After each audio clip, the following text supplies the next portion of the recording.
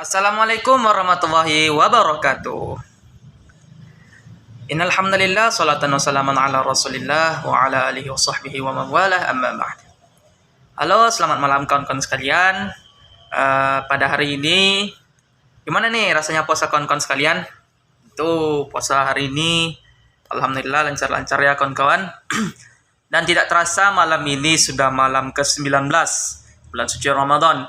Itu artinya dalam 11 hari lagi kita akan masuk yang namanya Hari Raya Idul Fitri. Pastinya kawan-kawan sudah tidak sabar nih. Mungkin ingin ada yang pulang kampung atau ingin persiapan Lebaran atau seperti itu. Tapi kali ini kita tidak bahas Lebaran ya. Kita tidak bahas tentang persiapan pulang kampung dan lain sebagainya. Tapi saya buat video di sini yaitu saya ingin menjalankan tugas saya, yaitu tugas teknologi informasi komunikasi. Nah, di dalam video kali ini kita akan membahas tentang apa saja sih implementasi dari teknologi komunikasi. Nah, si kawan-kawan pada hari ini ya, di era sebentar lagi kita akan masuk era 5.0. Tentunya teknologi itu sudah menjadi hal yang tidak bisa dipisahkan. Ya, contohnya saja kalau kita melakukan pembelajaran kalau tidak bisa secara offline itu kita lakukan secara online. Apa sih medianya? Yaitu ada Zoom, ada Google Meeting, ada WA dan lain sebagainya. Jika tidak ada teknologi itu pun akan sulit juga untuk kita tetap melanjutkan perkuliahan.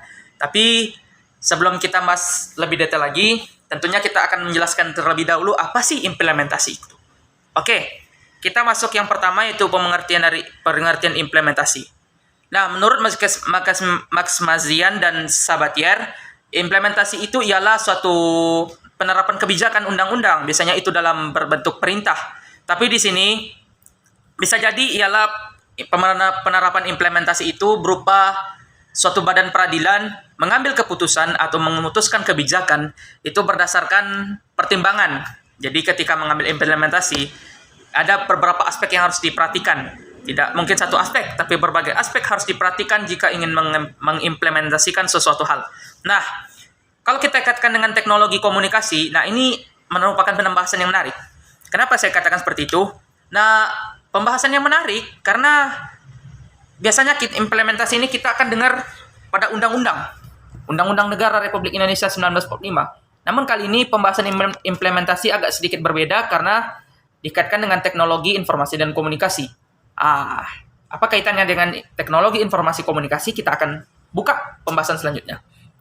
Nah, menurut Dan itu sendiri, implementasi ini berhubungan dengan masalah publik.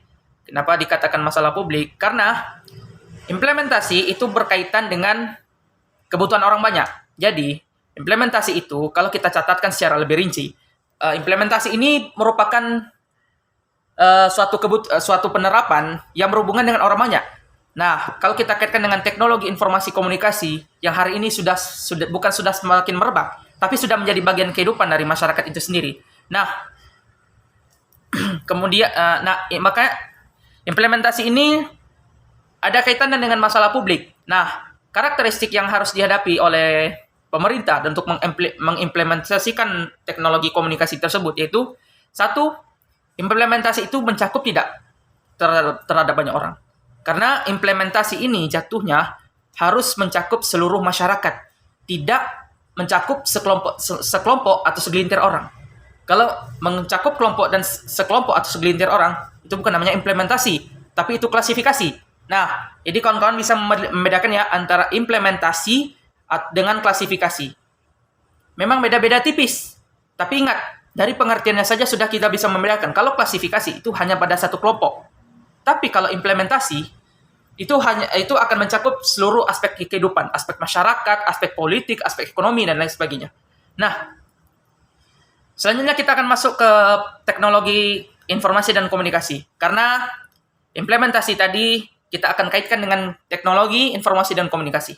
Nah, kata teknologi ialah sebuah sistem yang digunakan oleh manusia untuk menyelesaikan permasalahan dalam hidupnya.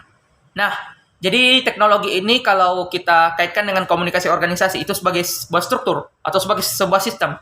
Nah, Jika tidak ada teknologi, kita akan sulit untuk menyelesaikan permasalahan apapun yang ada dalam hidup kita. Ya contohnya yang sudah saya paparkan di awal.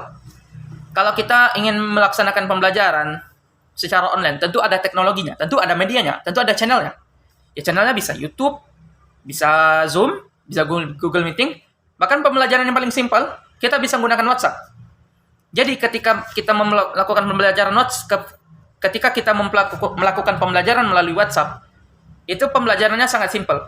Karena bisa diulang berkali-kali, simpel, mudah dibuka kapan saja, dan kita pun suka-suka hati mau ngulang kapan. Tapi kita tidak membahas pembelajarannya.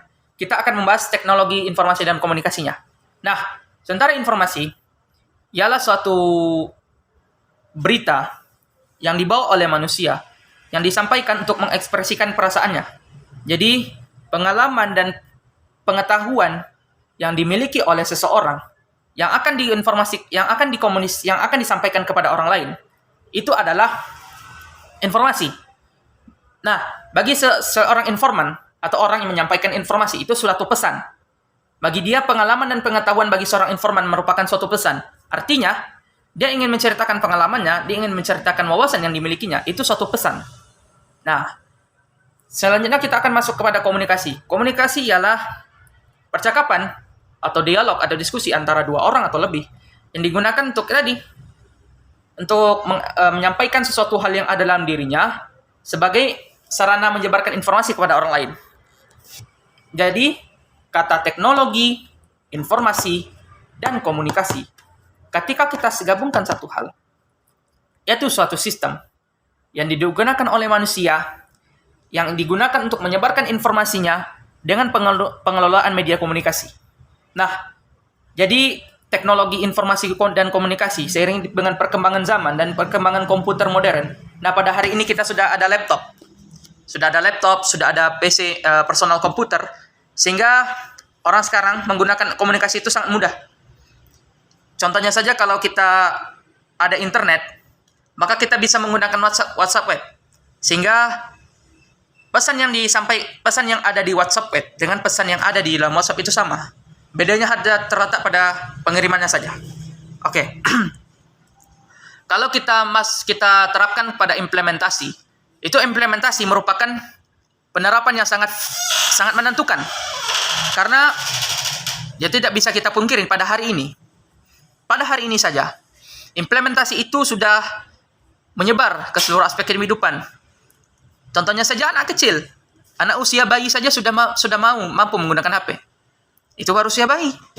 Belum lagi anak-anak, belum lagi kalangan yang menggunakan HP terbanyak mayoritas itu ialah anak muda. Usia 15 sampai 50 tahun ke atas. Ya, seperti itulah. Yang paling banyak itu biasanya anak muda. Terutama kita sebagai mahasiswa, kita pasti membutuhkan HP.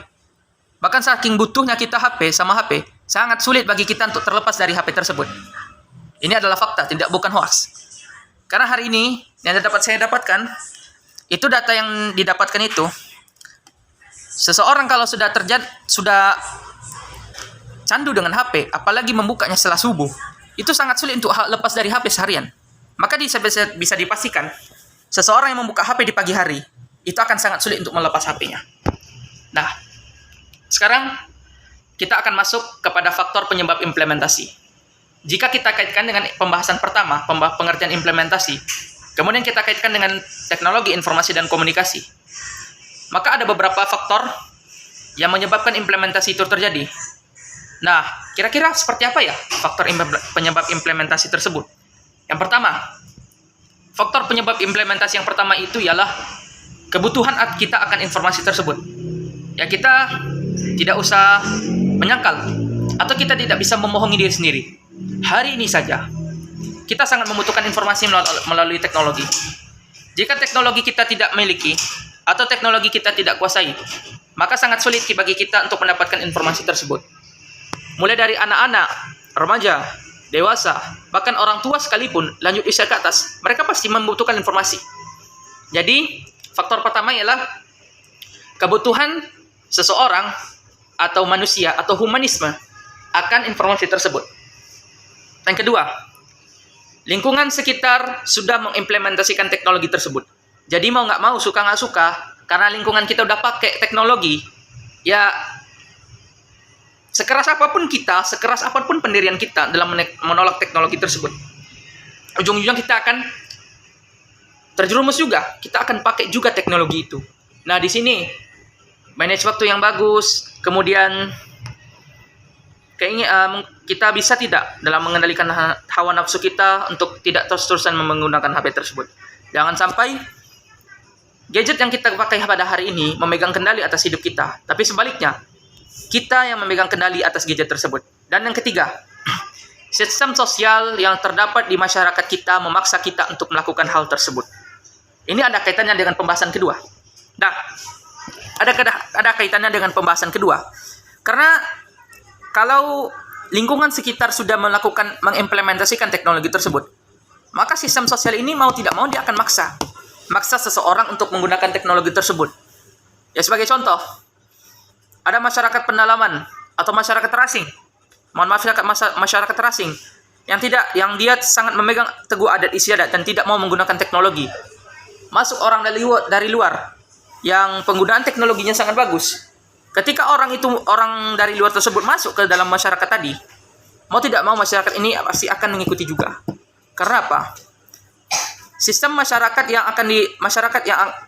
sosial yang ada di masyarakat tersebut, ketika dia menerima pengaruh dari luar, maka dia akan cepat menerima pengaruh tersebut. Dalam arti kata, ya,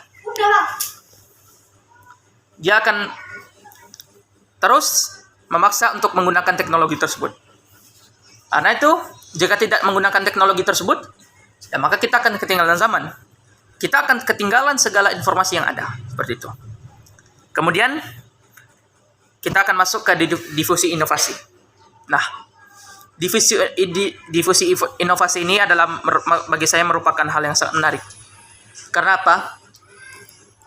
Teknologi komunikasi ketika masuk ke dalam suatu masyarakat pasti akan mengalami berbagai penolakan. Bahkan bisa saja tidak diterima oleh masyarakat tersebut. Karena bertentangan dengan adat, sistem sosial, bahkan bertentangan dengan keyakinan yang ada. Masyarakat Indonesia adalah masyarakat yang heterogen. Jadi, otomatis kalau masyarakat Indonesia itu heterogen, ketika teknologi dari luar masuk, tidak sembarang serta-merta Indonesia akan menerima 100%. Ada beberapa masyarakat Indonesia seperti suku Baduy, kemudian suku Akit, kemudian suku Sakai, kemudian suku Talang Mama. Nah, Talang Mama ini, mereka sangat memegang teguh adat istiadat sampai sekolah itu tidak diperbolehkan berdiri di situ. Tapi alhamdulillah sekarang sekolah sudah diperbolehkan berdiri di situ dan masyarakatnya sudah dapat menimba ilmu dan pendidikan. Nah, kenapa hal ini bisa terjadi? Nah, kita akan paparkan di sini faktor-faktor yang menyebabkan hal tersebut terjadi. Yaitu pertama, kekayaan, yang kedua kemapanan, yang ketiga kesetaraan sistem sosial. Nah, kita akan paparkan di sini. Yang pertama adalah kekayaan. Perbedaan pola pikir antara orang kaya dengan orang yang kurang mampu. Di sini kita akan lihat di sini orang kaya dia akan sangat mudah membeli apa yang dia mau. Dia akan sangat mudah membeli apa yang dia suka dan dia akan suka membeli apa yang dia inginkan. Sebaliknya orang yang kurang mampu dia akan kesulitan. Dalam arti kata dia harus berpikir dua kali jika ingin membeli barang tersebut. Sehingga ketika teknologi ini masuk kepada orang yang kurang mampu, apalagi latar belakang pendidikan yang mungkin tamat SMP atau SMA, itu berbagai penolakan akan banyak sekali terjadi karena tidak sesuai dengan keyakinan yang mereka miliki. Hingga akhirnya terus-terusan orang yang menggunakan teknologi atau orang yang berpendidikan sarjana atau magister atau doktor atau bahkan mungkin profesor itu akan terus membujuk, kemudian mempersuasif hingga akhirnya masyarakat itu menggunakan teknologi tersebut. Yang kedua ada kemapanan. Kemapanan ini kita akan lihat dari ekonomi masyarakat. Masyarakat Indonesia tentunya memiliki standar ekonomi yang berbeda. Otomatis kemapanan ini akan sangat berkaitan dengan penggunaan teknologi. Tidak semua orang Indonesia menggunakan Android. Tidak semua orang Indonesia mengenal teknologi. Teknologi dapat kita temukan di kota-kota besar. Seperti Ya, contohnya saja Pekanbaru. Teknologi dapat ditemukan di kota-kota besar ataupun kota-kota menengah. Sementara di kampung-kampung kecil, pedesaan, kita akan, kalau sulit sih kita tidak sulit menemukan teknologi di sana. Tapi teknologi yang kita temukan di pedesaan atau di perkampungan itu tidak sebanyak di perkotaan. Yang ketiga, kesetaraan. Kesetaraan sosial ini. Nah, sistem sosial antara orang kaya dengan orang miskin itu akan mengkotak-kotakkan, bukan berarti mengkotak-kotakkan, tapi dalam arti kata mengelompokkan antara satu dengan yang lainnya. Sehingga nanti terjadi perbedaan pola pikir antara orang kaya dengan orang yang kurang mampu tadi. Orang kaya dengan kedudukannya yang serba ada, serba melimpah, maka dia akan mudah mengimplementasikan ada. Sementara orang yang kurang mampu, dia akan berpikir dua kali ketika ia mengimplementasikan yang ada. Contohnya untuk beli HP saja. Beli HP Nokia saja. Mungkin orang yang kurang mampu hanya mampu membeli HP Nokia yang mungkin harganya kisaran 30 hingga 50 ribu. Sementara orang yang kaya atau orang yang berada itu bisa menggelontorkan 3-5 juta mungkin untuk beli satu Android keluaran terbaru. Misalnya Oppo atau Vivo lah. Atau bisa jadi ada yang keluaran yang terbaru yang lebih canggih dari itu. Itu 3 faktor tadi yang menyebabkan divisi inovasi. Maka di sini kita sebagai mahasiswa perlu cerdas dalam menyikapi hal ini. Terutama bagi diri saya sendiri, yang kita harus sama-sama bijak dalam menyikapi hal tersebut supaya divisi inovasi ini bisa kita atasi, bisa kita minimalisir bersama-sama. Nah, selanjutnya saya akan mengangkat studi kasus. Studi kasus yang saya angkat di sini ialah pengaruh iklan. Mungkin teman-teman sudah pada tahu, iklan sangat mudah kita temukan, baik itu bisa dari YouTube, baik itu bisa dari baik itu bisa dari website, baik itu bisa dari artikel yang kita baca, baik itu bisa dari televisi, ataupun kita dengarkan radio, kita bisa dengar iklan. Nah, pengaruh iklan dalam implementasi teknologi komunikasi itu sangat besar. Karena iklan merupakan sarana bukan saja digunakan untuk marketing, bukan saja digunakan untuk pemasaran, tapi iklan di situ fungsinya sebagai membentuk kognitif dan kodatif masyarakat. Jadi, pengetahuan, sikap masyarakat dibentuk dari iklan tersebut. Jikalau iklan tersebut mungkin memberikan informasi yang baik bagi masyarakat, maka masyarakat pun akan menerima dengan senang hati. Dalam arti kata, masyarakat akan menerima inovasi dari yang disampaikan oleh iklan tersebut. Selain itu, iklan itu bisa persuasif, mengajak masyarakat untuk menyukseskan suatu hal. Misalnya nih, ada acara Pekan Olahraga Nasional yang ke-21 tahun depan, yang diadakan di Provinsi Aceh dan Sumatera Utara.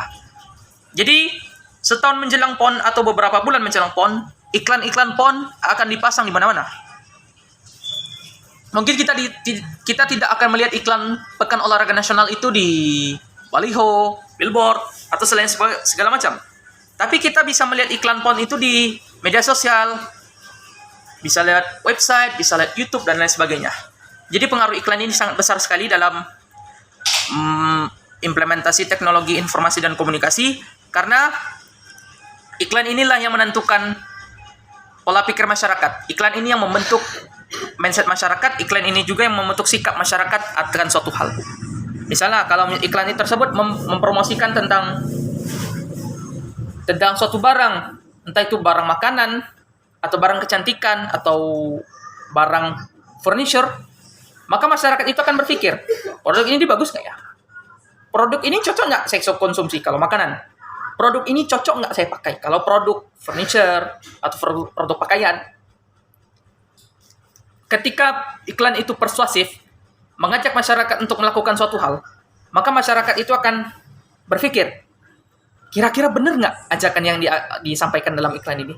Sesuai nggak apa yang disampaikan di dalam iklan tersebut dengan apa yang terjadi di masyarakat?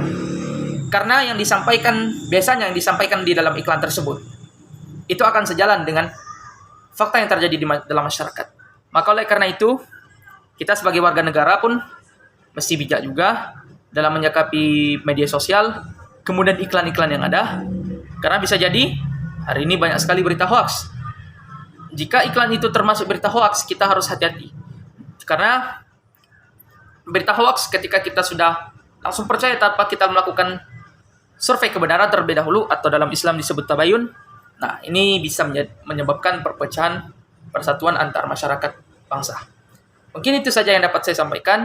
Lebih dan kurang saya mohon maaf. Kepada Allah saya mohon ampun, kepada hadirin saya mohon maaf. Mungkin video ini sangat sederhana sekali saya katakan, tapi semoga bermanfaat bagi kawan-kawan sekalian, terutama bagi diri saya sendiri.